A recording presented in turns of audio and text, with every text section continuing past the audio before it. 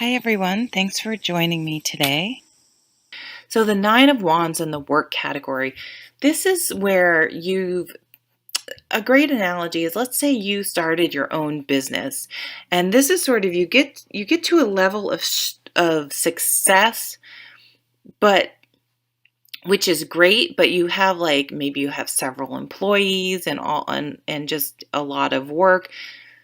But it gets to the point where then you're dealing with like HR issues and employees calling in sick and you really have to be more of a manager when maybe you started your business because you love gardening, but now you're dealing with, so and so calls out sick all the time and this person's pissed because that person calls out sick all the time. And it's almost like what was so exciting at the beginning is sort of becoming a burden. um but this just tells you, the lesson of this card is that you're still standing strong. In this person is up above all these other wars. You're still a leader. You're doing great. You can do it. You're still standing tall. So just um, persevere and things will be okay. And so here you have the Knight of Swords. So the Knight of Swords is about change, and the Knights are about change in the suit that they're in, and Swords is thoughts. So you may want to bring in a consultant this month, or look for a new ways to approach your work with fresh thoughts and ideas that may help bring about. If you need, there's some sort of problem you're working on, or you want to try to make things fresh and different and new, um, look for inspiration or ways to think about things in a different way. Maybe really look at some concrete data to really make sure that what you think is going on, and approach it from a different point of view. So these changes in the workplace, or the changes you're trying to bring about in the workplace, or this Nine of Wands energy where things are becoming sort of a burden, is sort of eroding your spirit a little bit at work this month. So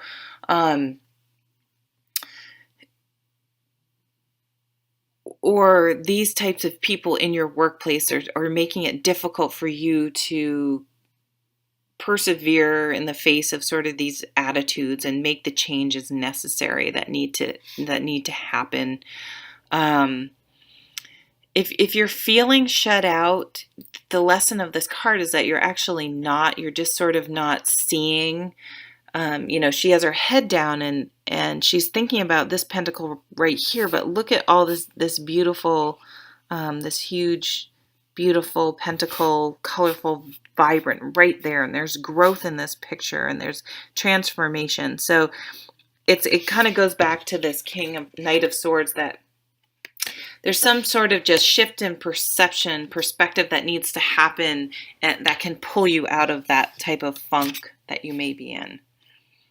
Oh, and then the Three of Wands. So yeah, so if you can, I think it's a real change in perception is needed this month in your work, and then you're going to see things much more clearly. This person's very high up. This woman, I think I don't know what it is, but I love it. There's a cat there. Very high up, getting a very high perspective, well above the emotions of this water down here. Really looking at the big picture. So taking a step back this month, really reassessing from a high point of view, looking at the data and trying to recalibrate, make some plans, making some adjustments. But the biggest adjustments that are going to help in your career this month are in the way you are approaching something. Okay, moving right along to relationships.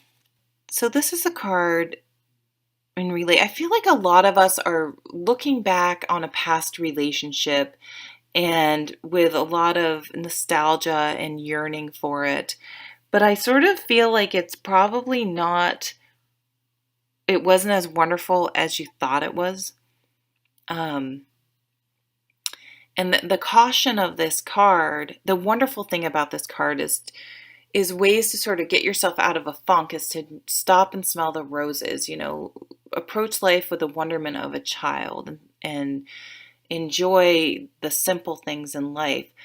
But the caution about this card is that we often don't remember things the way they actually were. We remember them better or worse. And if you could literally go back in time and relive that experience, you would probably be like, oh, I forgot about that. And I forgot, well, I really didn't have such a good time. Or that wasn't as bad as I remember. Why did I, what triggered me to remember that in a negative light when it actually was mostly pretty fun? And we can do the same thing with relationships, but I guess I just like to say that relationships have usually ended for a reason, and to be careful that you're not viewing it with rose-colored glasses just because you sort of miss the idea of being in a relationship, which I can totally understand. But maybe the actual reality of the relationship wasn't as great as you were remembering, if you really think about it, or if you were to really go back in time.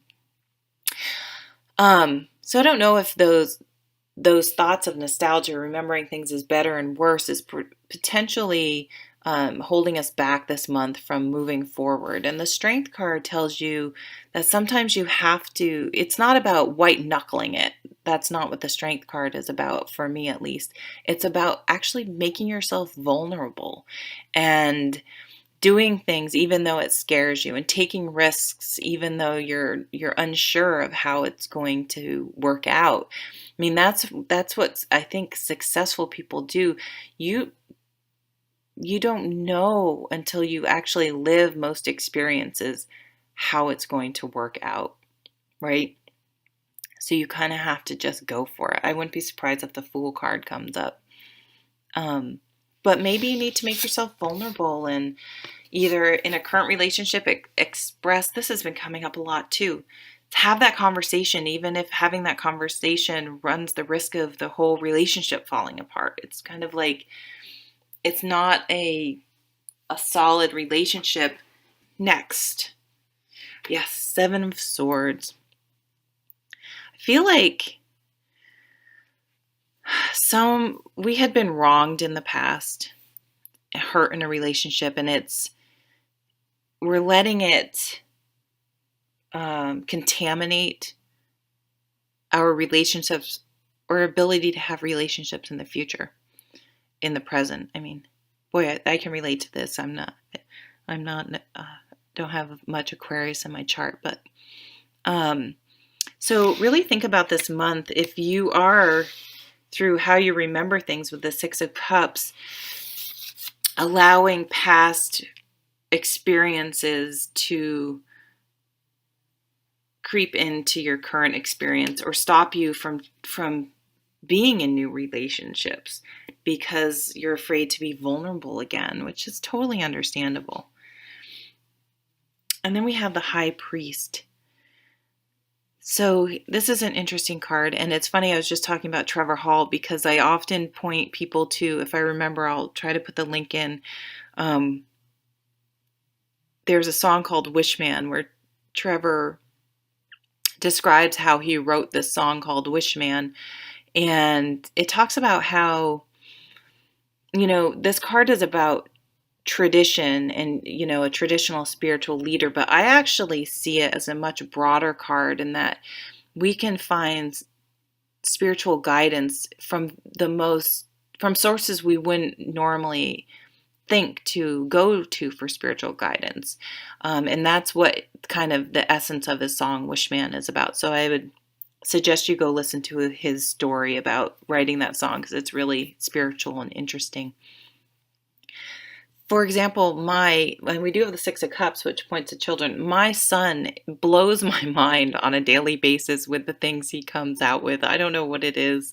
He's super dyslexic, so he has like this really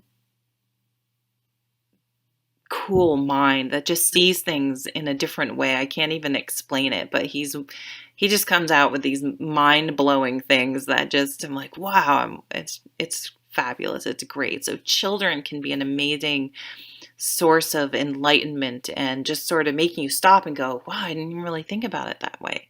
Obviously, I'm not telling you to go talk to your kids about your old relationships necessarily.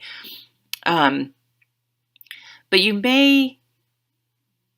may get nuggets of wisdom from unusual places, uh, and to look for those sort of synchronicities this month, and maybe you'll get insight into why you may be carrying past issues into current relationships, or to keep you from current relationships in sort of unusual places. And our bonus card, this came out for someone else. Wow. And this just talks about, for me in the relationship category, looking for practical ways to move forward from here. Um, so really getting clear on what you want from a relationship, what you think, you maybe making a list, like, what do I want? What do I don't want? What am I willing to compromise on? What am I not willing to compromise on? What are the traits I think I want in a spouse or a partner? I don't know why I said spouse. What are the traits I don't want? What are deal breakers? Would be nice to have but aren't necessary? And then be willing to throw all those out the window when you meet someone that doesn't fit any, because that's probably the best person. But, just sort of going through these practical steps and exploration can help get some things straight in your mind. And this has been coming up a lot too, is if you do feel like I may have already said this, or this may have been the last video, they're all jumbling together now. I've done so many. Going to a counselor is so great to make sure, like, am I carrying baggage from old relationships that may be, preventing me from moving forward now? And it's always a good time to check in with someone.